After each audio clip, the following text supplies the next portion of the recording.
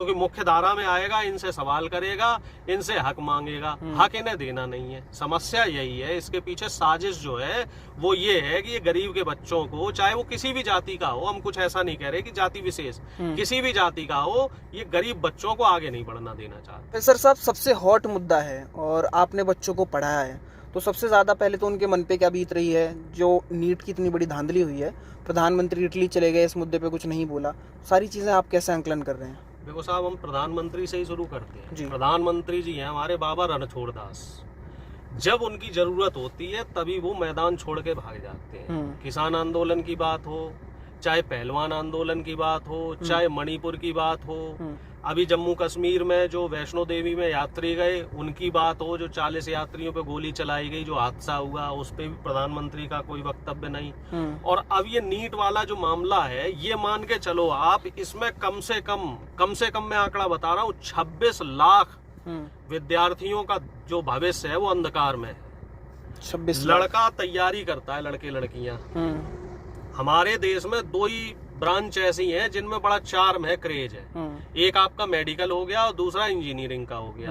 Engineering के लिए वो IITs NITs वगैरह में जाने का उनका रहता है बच्चों का।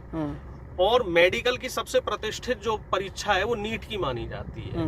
अब नीट की परीक्षा में जिस तरीके से बताया जा रहा है कि लगभग 1500 बच्चों के नंबर बढ़ाए गए हैं, तो वो किस आधार पे बढ़ाए गए? हालांकि अब इतने दबाव के बाद जब इंडिया गठबंधन के लोगों ने संसद से लेके सदन तक और सड़क तक सब जगह विरोध कर लिया, पूरा मीडिया में छाया हुआ है, तब धर्मेंद्र प्रधान जो नवनियुक्त शिक्षा मंत्री हैं ये मान रहे हैं कि हाँ साहब, जो 1500 बच्चे हैं उनके ग्रेस मार्क दिए गए हैं और इन बच्चों की दोबारा परीक्षा की जाएगी।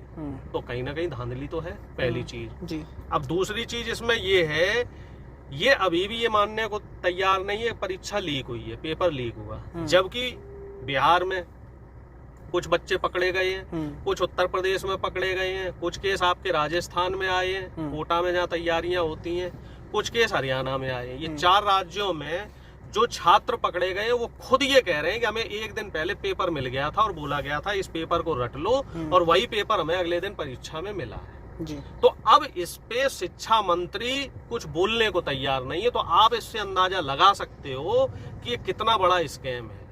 लाखों बच्चों का भविष्य आप खतरे में डाल रहे हो और इसके पीछे जिम्मेदार सिर्फ और सिर्फ सरकार है। लेकिन सरकार का इस तरीके से पल्ला झाड़ना, कहना कुछ नहीं हुआ है, इससे भविष्य, क्योंकि बार बार जब भी कोई एग्जाम आता है पेपर लीक होने लगते हैं, UPSC कोई भी एग्जाम हो, तो आप बच्चों का फ्यूचर क्या देख रहे हैं इसमें? देखो साहब, फ्यूचर इसमें सिर्फ एक चीज है, फ्यूचर तो खैर कुछ है ही नहीं। सरकार का तो हमें एक चीज समझ में आता है, जैसे आपने देखा होगा एक कहावत भी है कि कबूतर के सामने जब बिल्ली आ जाती तो कबूतर अपनी आंखें बंद कर लेता और उसको ये लगता है कि अब बिल्ली हमें नहीं देख रही। तो उसी तरीके से बीजेपी सरकार है, जब कोई आरोप उसके ऊपर लगता है तो वो लोग आंखें बंद कर लेते हैं और अपना पल्ला झाड़ लेते हैं साहब, और उन्हें ये लगता है कि अब तो हमें कोई देख ही नहीं रहा और अब तो हम इससे पाक साफ हो गए, जबकि इन्हें नहीं पता कि इस मामले में हमारी अंतर्राष्ट्रीय जो स्तर पे कितनी छीछा लेदर हो रही है, कितनी हमारी थू-थू हो रही, कितनी किरकिरी हो रही है कि भारत देश में पिछले 10 साल से जो चुनी हुई सरकार है वो एक परीक्षा ठीक से नहीं करा पा रही।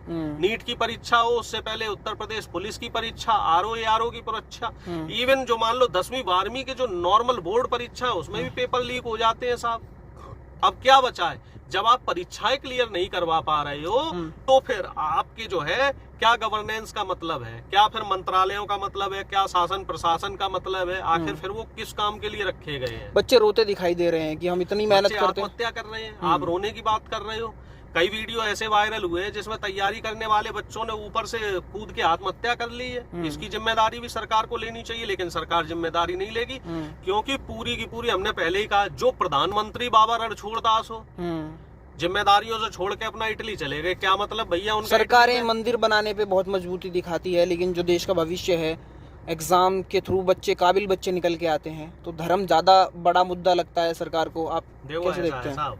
अनपढ़ों की सरकार है, प्रधानमंत्री से लेके जितने इनके मंत्री हैं सारे अनपढ़ हैं, सारे गवार हैं। अभी तो जो 28 मंत्री जो ऐसे हैं कैबिनेट में जिनके ऊपर हत्या का प्रयास यानी कि 302, 307 और रेप के मामले हैं। 72 में से 28 मंत्रियों पे, यानी कि 1/3 आपकी जो सरकार है ना, लगभग 1/3 सरकार अपराधियों की सरकार है। तो जब इनके मंत्री अपराधी हैं, जब उसमें जितने भी अधिकारी हैं वो भ्रष्टाचारी हैं, तो आप इनसे शिष्टाचार की और गुड गवर्नेंस की उम्मीद कैसे रख सकते? भाई प्रधानमंत्री और गृह मंत्री दोनों कभी जिम्मेदारी नहीं लेते। छात्रों का भविष्य इनने अधर में अटका रखा है। यही वजह रही इस बार इनको चुनाव में भी आप देख लो क्लियर बहुमत इसीलिए तो नहीं मिला क्योंकि जनता के बीच में आक्रोश था। वो तो गोदी मीडिया ने और कहीं ना कहीं जो है जो सरकारी एजेंसियां हैं उनकी बदमाशी रही। नहीं तो हमें ऐसा लग रहा अगर ईमानदारी से सिस्टम नीट के थ्रू एक सस्ती पढ़ाई काबिल बच्चे को मिल जाती थी। अब ऐसे जहाँ मेडिकल जो विभाग है जिसमें एक तरीके से कहते हैं भगवान पैदा होते हैं, डॉक्टर को भगवान बताया जाता है देश में, और नीट सबसे सस्ता माध्यम है बच्चों को डॉक्टर बनने का, नहीं तो वो विदेश में इसीलिए जाते हैं। नीट के थ्रू अगर बच्चे का एडमिशन हो जाता है सरकारी इसको कॉलेजों में, हालांकि अब सरकारियों में भी फीस बढ़ा दी है, 3-4 लाख रुपए साल की फीस कर दी है। पहले यही फीस 1-1.5 लाख रुपए थी। ये जो सरकार है इसके पीछे मैं आपको असली एजेंडा बताऊं। असली एजेंडा ये है कि ये लोग ये नहीं चाहते कि गरीब का बच्चा पढ़ जाए। इसीलिए चाहे नीट की हो चाहे कोई भी प्रतियोगी परीक्षा हो, हर प्रतियोगी परीक्षा में ये लोग पेपर लीक कराते हैं जिससे कि गरीब बच्चे का हौसला टूट जाए। अभी देखो अग्निवीर आ रहा था, अग्निवीर के बाद उत्तर प्रदेश में क्या आ गया, 3 साल के लिए जो है ठेके पे संविदा पे जो है अपना पुलिस के अधिकारी रखने लग जा रहे हैं। ये लोग सरकारी नौकरियों की तरफ ध्यान ही नहीं दे रहे। ये चाहते ही नहीं कि गरीब का, पिछड़ों का, दलित का, आदिवासी का बच्चा जो है वो मुख्य धारा में आए, क्योंकि मुख्य धारा में आएगा इनसे सवाल करेगा, इनसे हक मांगेगा। हक इन्हें देना नहीं है। समस्या यही है, इसके पीछे साजिश जो है वो ये है कि ये गरीब के बच्चों को, चाहे वो किसी भी जाति का हो, हम कुछ ऐसा नहीं कह रहे कि जाति विशेष, किसी भी जाति का हो, ये गरीब बच्चों को आगे नहीं बढ़ना देना चाहते हैं। असली जो मनसा है इनके पीछे वो ये है, ये चाह रहे हैं। अब ये बताओ आप हमें ऐसे कैसे विश्व गुरु बनेगा देश? आपको बताओ, आप हमें ये बताओ कि प्राइवेट में कौन पढ़ता है? जिसके पास पैसा होगा, ठीक है।